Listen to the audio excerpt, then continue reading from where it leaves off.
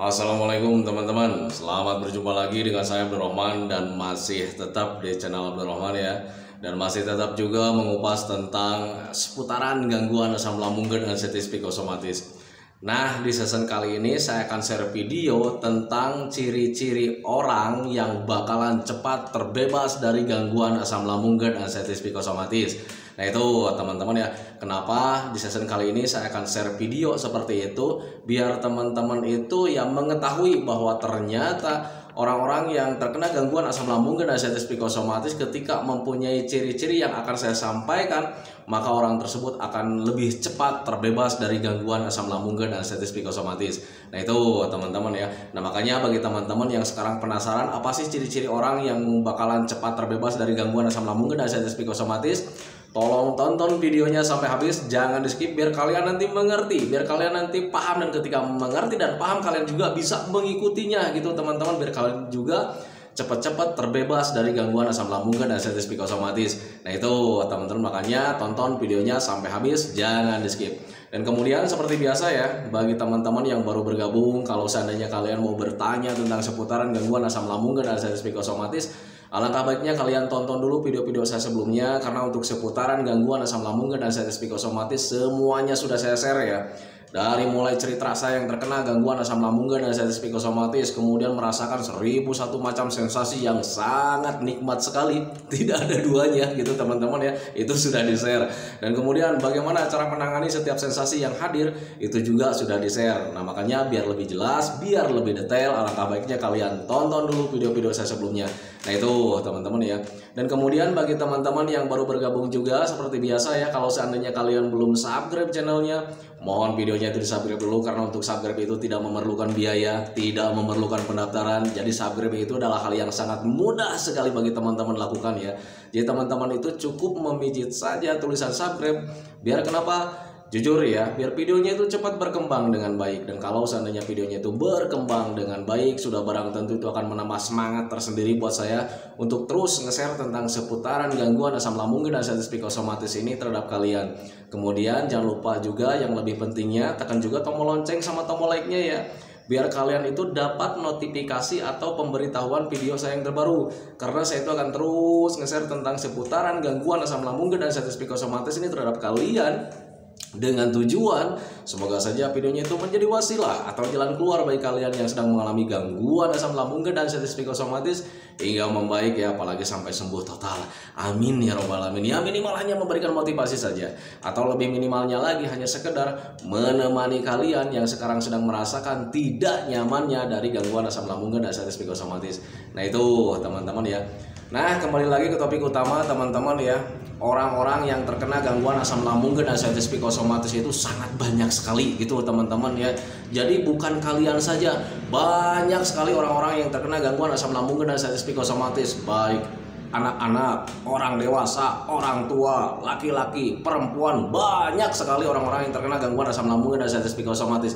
Karena untuk orang normal ketika terkena gangguan asam lambung dan anestesi psikosomatis itu mudah sekali gitu teman-teman ya. Kalau seandainya ada orang normal nih tidak menjaga pola makannya yang baik dan benar, kemudian tidak menjaga pola hidupnya yang baik dan yang baik dan benar, kemudian tidak menjaga juga pola pikirnya, pasti itu mereka akan terkena gangguan asam lambung dan anestesi psikosomatis. Nah itu teman-teman, karena untuk orang-orang yang terkena gangguan asam lambung dan anestesi psikosomatis itu adalah penyebabnya 3P-nya berantakan dulu gitu teman-teman ya. Nah makanya ketika berantakan 3P-nya pasti bakalan terkena gangguan asam lambung dan anestesi psikosomatis. Nah makanya bagi teman-teman yang sekarang belum membaik dari gangguan asam lambung dan anestesi psikosomatis, bahkan yang sudah membaik juga, kalian tidak ada salahnya kalau menjadi protektif terhadap keluarga tentang penjagaan kesehatan gitu teman-teman ya, biar mereka itu tidak terkena gangguan asam lambung dan anestesi psikosomatis.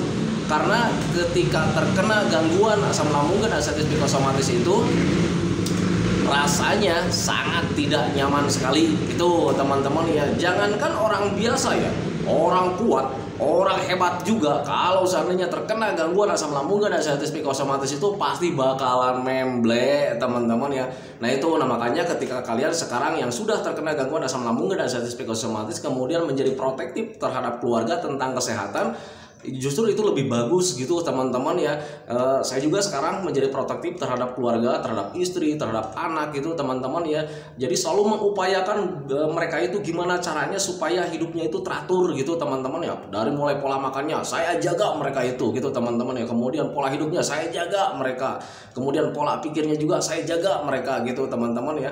Biar mereka itu tidak terkena gangguan asam lambung dan diabetes psikosomatis. Karena saya tahu persis bahwa gangguan asam lambung dan diabetes psikosomatis itu rasanya sangat tidak nyaman. Nah itu teman-teman ya.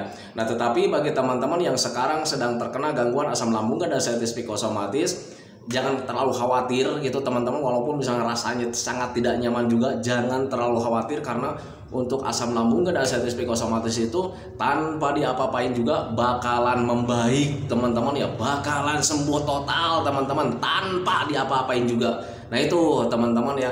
Cuman di sini perbedaannya ada dua gitu teman-teman ya. Kalau seandainya tidak diapa-apain, apakah bakalan sembuh? Bakalan gitu teman-teman ya. Tetapi mungkin durasinya agak lama.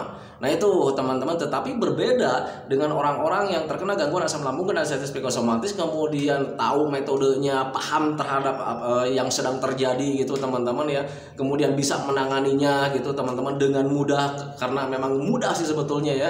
Nah itu orang-orang yang terkena gangguan asam lambung dan diabetes psikosomatis bakalan cepat membaik. Nah itu teman-teman ya. Nah makanya di season kali ini saya akan share video tentang ciri-ciri orang yang terkena gangguan asam lambung dan diabetes psikosomatis yang bakalan cepat terbebasnya dari gangguan asam itu gitu teman-teman ya. Yang pertama, kalau seandainya kalian mempunyai sifat-sifat atau misalkan kejadian-kejadian atau misalkan kalian tangguh menjalaninya gitu teman-teman ya. Yang pertama gitu teman-teman ya, itu kalian ciri-cirinya itu tetap fokus sama 3P-nya gitu teman-teman. Kalau seandainya kalian tetap fokus sama 3P-nya, kalian bakalan cepat membaik gitu teman-teman ya. Karena untuk orang-orang yang terkena gangguan asam lambung dan diabetes psikosomatis, biasanya hidupnya itu atau perasaan atau pemikiran atau minatnya itu selalu angin-anginan gitu teman-teman ya. Sekarang sedang menjalankan 3P-nya nih, menjalankan 3P-nya, kemudian sedang fokus di 3P, kemudian kalian itu mendengarkan berita dari orang lain, minum ini nih bakalan cepat membaik, akhirnya 3P-nya kalian langgar, kalian fokus lagi sama itu gitu teman-teman, sama hal yang baru. Nah itu justru nanti ketika kalian angin-anginan seperti itu, kalian itu tidak akan membaik gitu teman-teman ya, durasinya akan begitu lama gitu teman-teman ya. Nah itu makanya ciri yang pertama untuk orang yang terkena gangguan asam lambung dan diabetes psikosomatis, ketika tetap fokus sama 3P-nya itu bakalan cepat membaik. Nah itu teman-teman, jadi cirinya satu adalah tetap fokus sama 3P-nya. Nah itu teman-teman ya. Nah kemudian ciri yang kedua itu adalah rajin menjalankan metodenya gitu teman-teman ya. Jadi ketika sudah tahu nih, oh ini saya tuh selain menjaga 3P-nya, saya itu butuh pembiasaan, butuh jalan-jalan gitu teman-teman ya, kalian fokus sama jalan-jalannya gitu teman-teman. Jadi nggak ada keraguan lah gitu. Jadi saat mau jalan-jalan itu nggak terlalu banyak berpikir ya, nanti di sana pasti bakalan apa-apa. Tidak seperti itu. Apapun yang terjadi, saya harus jalan-jalan. Nah itu teman-teman, itu ciri yang kedua ketika orang yang terkena gangguan asam lambung dan diabetes psikosomatis rajin menjalankan metodenya setiap hari selalu seperti itu pasti bakalan cepat membaik. Nah itu teman-teman yang makanya bagi teman-teman yang sekarang sedang malas-malasnya nih menjalankan metodenya, untuk menjalankan jalan-jalannya masih malas, ayo semangat dari mulai sekarang. Karena untuk asam lambung dan diabetes psikosomatis itu semuanya butuh pembiasaan ya. Dari mulai jalan-jalan itu sangat banyak sekali manfaatnya teman-teman ya. Selain mengalirkan aliran darah kita menjadi lancar, oksigennya menjadi lancar, dengan jalan-jalan itu tanpa disadari mental kitanya itu bakalan membaik gitu teman-teman ya, bakalan hadir, bakalan tumbuh sedikit-sedikit. Nah itu teman-teman ya, makanya bagi teman-teman yang sekarang masih ragu dengan jalan-jalannya, ayo jalan-jalan dari mulai sekarang. Nah itu teman-teman ya. Kemudian ciri yang ketiganya itu selalu pintar mengalihkan pikiran-pikirannya gitu teman-teman ya. Jadi untuk orang-orang yang terkena gangguan asam lambung dan diabetes psikosomatis, biasanya yang namanya cemas, kemudian berpikir tentang yang penyakit yang berbahaya gitu teman-teman ya, itu sangat dominan sekali ya, dialami setiap harinya. Nah, ketika kalian bisa mengalihkan pemikiran-pemikiran seperti itu gitu teman-teman ya, itu kalian itu bakalan cepat membaik teman-teman ya. Karena setiap harinya itu kita berpikirnya itu tentang penyakit, berpikir tentang sensasi, berpikir tentang ketakutan gitu teman-teman ya. Akhirnya kita yang nggak nyaman semuanya gitu teman-teman ya. Nah, tetapi berbeda ketika kalian selalu bisa mengalihkan pemikiran-pemikiran yang membuat kalian takut, itu kalian bakalan cepat membaiknya gitu teman-teman ya. Jadi ketika nongkrong nih, duduk nih seperti gini gitu ya, datang pemikiran-pemikiran, duh jangan-jangan ini penyakit berat ya, duh jangan-jangan saya akan mendekati kematian ya. Nah, kalau seandainya kalian bisa mengalihkan pemikiran-pemikiran seperti itu, maka kalian akan lebih cepat membaiknya gitu teman-teman ya. Karena jujur pengalaman saya gitu teman-teman, rasa tidak nyaman itu karena kitanya berpikir ke arah sana terus gitu teman-teman ya. Kalau seandainya pikiran kitanya selalu berpikir tentang hal-hal negatif, itu nanti rasanya juga akan negatif juga gitu teman-teman ya. Kalau seandainya berpikir tentang penyakit, berpikir tentang sensasi, ya akhirnya rasa juga kita mulai ketakutan. Nah itu teman-teman, kemudian rasanya juga tidak nyaman. Nah itu teman-teman ya, apa yang kita pikirkan berdampak dengan apa yang kita rasakan. Kita berpikir negatif, ya hasilnya kita negatif teman-teman ya. Badan terasa tidak nyaman, pegal-pegal karena ada penegangan otot di situ. Kemudian ada was-was juga, ada gelisah juga karena yang dipikirkannya yang takut-takut. Nah itu teman-teman, kemudian selalu datang cemas dengan tiba-tiba. Karena apa? Sudah terlatih pemikirannya dengan hal-hal yang menakutkan. Nah itu teman-teman, tetapi berbeda ketika kalian itu melakukan pemikiran-pemikirannya itu yang senang-senang, yang ceria-ceria gitu teman-teman ya. Minimal senyum hadir gitu teman-teman ya. Ketika kita memikirkan tentang yang bahagia-bahagia, itu senyuman hadir. Kemudian selanjutnya rasa semangat hadir juga gitu teman-teman, ingin melakukan cepat-cepat gitu teman-teman ya. Kalau seandainya kita berpikir nih yang menyenangkan, waduh nanti nih kalau seandainya jalan-jalan ke sana, ini ketemu sama orang-orang yang ramah-ramah gitu, kemudian melihat pemandangan yang indah, hatinya kita itu bakalan senang, mata bakalan fresh. Nah nanti kalian akan ada senyum ya, iya ya. Nanti di sana itu kita ketemu sama orang-orang, bercanda di sana, di tempatnya nyaman, ada senyuman di situ teman-teman ya. Kemudian untuk selanjutnya itu nanti dampaknya itu kita itu mempunyai rasa semangat gitu teman-teman ya. Rasa semangat ingin melakukannya cepat-cepat gitu teman-teman. Nah itu perbedaan ketika kalian selalu berpikir tentang negatif dan positif. Kalau seandainya selalu berpikir tentang negatif, ya akhirnya kalian itu mempunyai hal yang negatif juga. Dari mulai rasa, kemudian di badan semuanya serba negatif, rasa tidak nyaman, di badan sering pegal-pegal gitu teman-teman. Kemudian timbulnya lagi nanti selanjutnya itu rasa was-was dan gelisah. Nah itu teman-teman, kemudian selanjutnya lagi selalu hadir rasa cemas ya, walaupun itu cemasnya itu datangnya itu mendadak gitu teman-teman ya. Karena itu dipicu dari sudah terlatih pemikiran kitanya itu terhadap pemikiran-pemikiran yang menakutkan. Tetapi berbeda ketika kalian selalu memikirkan yang menyenangkan gitu teman-teman, nanti kalian itu yang lahir itu senyuman gitu teman-teman. Kemudian ada rasa bahagia lagi, ada rasa semangat gitu teman-teman ya. Kemudian nanti selanjutnya ya kalian itu mentalnya semakin kuat gitu teman-teman. Ini harus saya lakukan gitu karena ini bahagia. Yang namanya rasa senang itu pasti kan dirindukan sama semua orang. Nah itu teman-teman, makanya pahami saja ke sana. Itu ciri yang ketiga. Jadi ciri yang ketiga itu selalu pintar-pintar mengalihkan pemikiran negatif gitu teman-teman. Itu ciri-ciri untuk orang-orang yang bakalan cepat membaik dari gangguan asam lambung dan anxiety psikosomatis. Nah kemudian ciri yang keempat itu apa lagi ya? Tidak mudah percaya dengan informasi negatif gitu teman-teman ya. Karena untuk orang-orang yang terkena gangguan asam lambung dan anxiety psikosomatis paling lebih percaya sama informasi negatif gitu teman-teman ya. Kalau seandainya sekarang saja saya sudah katakan asam lambung itu tidak berbahaya, asam lambung itu bisa sembuh total, selalu saya bilang seperti itu. Nah tiba-tiba kalian itu ada kabar dari tetangga atau misalkan dari teman gitu teman-teman ya, awas lu, hati-hati lu, asam lambung itu berbahaya, tetangga saya aja mati gara-gara asam lambung. Kalian pasti bakalan lebih percaya ke sana gitu teman-teman ya. Karena apa?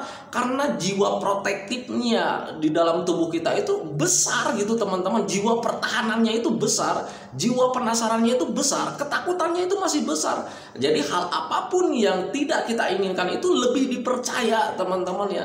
Itu sebetulnya wajar menurut saya karena sistem pertahanan tubuh di situ, sistem perasaan di situ ya, pertahanan perasaan, pertahanan pemikiran ada di situ. Nah itu teman-teman, makanya untuk orang-orang yang terkena gangguan asam lambung dan anxiety psikosomatis itu lebih mudah percaya sama informasi-informasi negatif. Nah itu teman-teman, tetapi bagi teman-teman yang mempunyai ciri tidak mudah percaya dengan informasi negatif, kalian bakalan cepat membaik teman-teman ya, bakalan cepat sembuh total gitu teman-teman. Jadi ketika ada informasi nih dari tetangga atau misalnya dari teman, awas lu, hati-hati lu, asam lambung bisa menyebabkan kematian, tetangga saja mati gara-gara asam lambung, kalian cuma tersenyum saja, nggak percaya dengan informasi seperti itu gitu teman-teman ya, karena kalian sudah yakin dan percaya, karena memang yakin dan harus percaya teman-teman ya, bahwa gangguan asam lambung dan diabetes psikosomatis itu tidak berbahaya sama sekali. Kenapa saya katakan tidak berbahaya? Karena dulu juga kita mengalaminya. Nah itu teman-teman ya. Nah sekarang rasa asam lambung yang dulu sering kita alami, nah sekarang kita alaminya itu semakin besar. Karena apa? Ya karena ada mental di situ yang terganggu.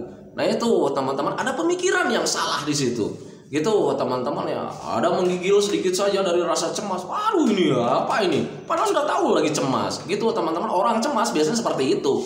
Orang yang tidak terkena gangguan asam lambung dan diabetes psikosomatis saja, orang normal katakan gitu teman-teman ya, ketika cemas, was-was pasti menggigil seperti itu. Kaki terasa dingin, badan terasa dingin gitu teman-teman. Kemudian mata itu agak pucat juga gitu, agak buram juga, kulitnya agak pucat gitu teman-teman ya. Tetapi saat sekarang kalian terkena gangguan asam lambung dan diabetes psikosomatis, ketika diperiksa ke dokter, darahnya bagus pak, HB-nya juga bagus gitu, tekanan darahnya juga bagus, masih tidak percaya karena melihat kulitnya itu pucat gitu teman-teman. Waduh ini gimana nih, pucat nih, jangan-jangan ini nyawa saya tuh udah diambil sebagian, kan seperti itu ya teman-teman ya. Padahal tanpa disadari itu pucat karena memang kitanya stres, terlalu banyak berpikir tentang hal-hal yang menakutkan. Nah itu teman-teman, makanya pahami saja ke sana. Jadi ciri-ciri untuk orang-orang yang terkena gangguan asam lambung dan diabetes psikosomatis yang bakalan membaik itu, bakalan lebih cepat membaiknya itu adalah salah satunya itu tidak mudah percaya omongan orang lain gitu teman-teman. Nah, makanya pahami saja ke sana. Nah itu teman-teman ya. Dan kemudian ciri selanjutnya untuk orang-orang yang terkena gangguan asam lambung dan diabetes psikosomatis yang bakalan cepat membaik itu orang yang selalu mengupayakan hati dan pikirannya itu tetap senang. Nah itu teman-teman ya.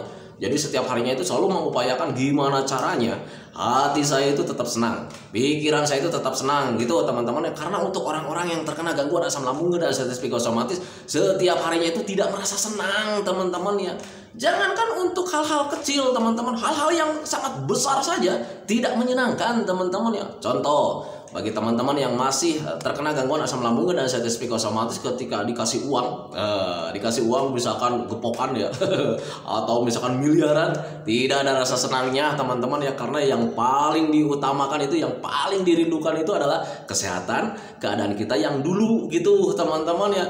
Nah itu, makanya bagi teman-teman yang sekarang sedang terkena gangguan asam lambung dan diabetes psikosomatis, kalau misalkan ingin cepat membaik, upayakan hati dan pikiran kita itu tetap senang gitu teman-teman. Kenapa harus seperti itu? Karena dengan kesenangan bisa melupakan segalanya. Kenapa harus bisa melupakan dengan segalanya? Karena jujur, untuk gangguan asam lambung dan diabetes psikosomatis, dari mulai kambuhnya sampai rasanya yang sangat tidak nyaman, itu karena kita selalu teringat teman-teman ya.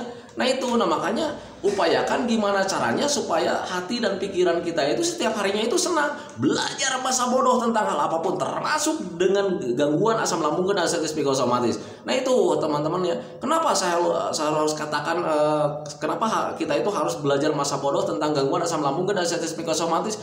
Ya memang harusnya seperti itu. Kenapa kita harus selalu dipikirkan teman-teman ya? Toh asam lambung itu tidak berbahaya teman-teman ya. Gangguan asam lambung dan diabetes psikosomatis itu tidak berbahaya sama sekali. Jadi ngapain kita pikirkan? Nah itu teman-teman ya, yang harus kalian pikirkan itu gimana caranya supaya hati dan pikiran kita itu tetap senang gitu teman-teman. Karena ya biar lupa dengan yang namanya penyakit. Kalau seandainya lupa dengan yang namanya penyakit, bahagia, kita senang, kita bisa beraktivitas dengan yang lain-lain. Nah itu teman-teman ya, karena jujur ya, asam lambung dan diabetes psikosomatis itu lebih mudah kambuh kalau seandainya kita teringat dengan penyakitnya.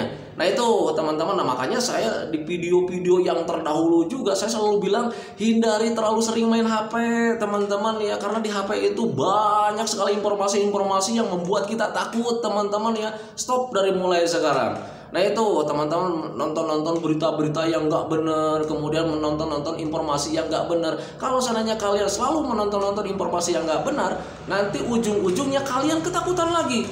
Cari-cari di YouTube, tanda-tanda seperti ini itu apa? Tanda-tanda kematian itu akan mendekatkan kalian terhadap rasa tidak nyaman, teman-teman ya. Nanti kalian cemas lagi, was-was lagi, gelisah lagi.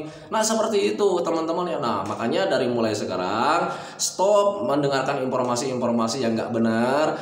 Seharusnya yang kalian sering hadapi itu informasi-informasi yang menyenangkan, teman-teman ya. Jadi ya, informasi-informasi yang menyenangkan, teman-teman, biar kalian itu hatinya tetap senang, pikirannya tetap senang. Seandainya kalau hati dan pikiran kalian senang, kalian tersenyum, bahagia lagi gitu, teman-teman. Dan ketika bahagia, ada semangat lagi gitu, teman-teman. Dan kemudian ketika ada semangat, semuanya itu terasa mudah. Nah, itu teman-teman ya, itu pengalaman saya. Nah, makanya pahami saja ke sana. Nah, itu teman-teman ya, video dari saya tentang ciri-ciri orang yang terkena gangguan asam lambung dan artritis psikosomatis yang bakalan cepat membaiknya. Itu yang pertama, dia selalu tetap fokus sama 3P-nya. Jadi apapun yang terjadi, 3P tetap dijaga gitu, teman-teman. 3P tetap dijalankan. Itu mereka pasti bakalan cepat membaik. Kemudian ciri yang kedua, selalu rajin menjalankan metodenya gitu, teman-teman ya. Pagi-pagi sarapan dulu gitu, teman-teman. Jam 9 kalau misalkan merasa masih lemas, makan lagi. Jam 12 makan lagi. Kemudian sering jalan-jalan gitu, teman-teman ya. Kemudian meninggalkan meninggalkan pemikiran-pemikiran yang membuat kita rumet gitu, teman-teman ya. Menghindari permasalahan-permasalahan yang membuat kita ruwet. Nah, itu teman-teman ya, itu ciri yang kedua, rajin menjalankan metodenya gitu, teman-teman. Kemudian ciri yang ketiga, selalu pintar-pintar mengalihkan pemikiran negatif gitu, teman-teman. Jadi ketika lagi diem nih, teringat tentang penyakit, dia cepat-cepat alihkan. Nah, itu teman-teman, teringat lagi dengan penyakit, cepat-cepat kalian mengalihkan pemikiran-pemikirannya dengan pemikiran-pemikiran yang bahagia atau dengan tindakan-tindakan yang menyenangkan. Nah, itu teman-teman. Kemudian ciri yang keempat adalah tidak mudah percaya dengan informasi negatif gitu, teman-teman ya. Jadi ketika ada informasi negatif, kalian ngapain ya mikirin kayak gitu, ngapain lah dengerin yang kayak gitu, teman-teman ya. Belajar masa bodoh saja. Kalau seandainya tidak mudah percaya dengan informasi negatif, maka kalian itu bakalan cepat membaik. Nah, itu teman-teman, itu pengalaman saya. Dan kemudian ciri yang kelima, itu selalu mengupayakan hati dan pikirannya itu tetap senang gitu, teman-teman. Karena kesenangan itu bisa melupakan segalanya, termasuk penyakit. Jadi jangankan penyakit ya, utang besar aja kita lupa, teman-teman ya, kalau kitanya senang. Nah, itu teman-teman ya, itu sepengalaman saya, teman-teman. Makanya pahami saja ke sana. Bagi teman-teman yang ingin mencontoh, silakan saja, tetapi memang sepengalaman saya memang seperti itu. Jadi ketika kitanya itu serba cuek dengan semua apapun, ya kita itu bakalan cepat membaik gitu, teman-teman ya. Makanya pahami saja ke sana. Nah, itu teman-teman ya, video dari saya. Semoga saja videonya itu menjadi wasilah buat kalian. Semoga saja videonya itu menjadi pencerahan buat kalian. Ya, minimal hanya sekedar menemani kalian lah yang sekarang sedang merasakan tidak nyamannya dari gangguan asam lambung dan artritis psikosomatis. Kemudian seperti biasa, sebelum saya akhiri videonya, saya selalu mendoakan sama teman-teman itu, semoga saja teman-teman itu cepat sehat lagi, cepat sembuh lagi, cepat kembali lagi keadaan kalian yang dulu. Baik semangatnya, moodnya, tertawanya, bahagianya, pokoknya kehidupan kalian yang indah, yang berwarna yang dulu itu, semoga saja cepat kembali lagi. Karena memang saya yakin 100% bahwa keadaan kalian yang dulu itu sangat dirindukan sekali. Nah, itu teman-teman ya. Kemudian doakan saya juga teman-teman ya, agar saya itu tetap sehat, tetap kuat, tetap ceria, agar masih bisa tetap menemani kalian. Nah, itu teman-teman ya. Santikan videonya teman-teman ya. Assalamualaikum warahmatullahi wabarakatuh.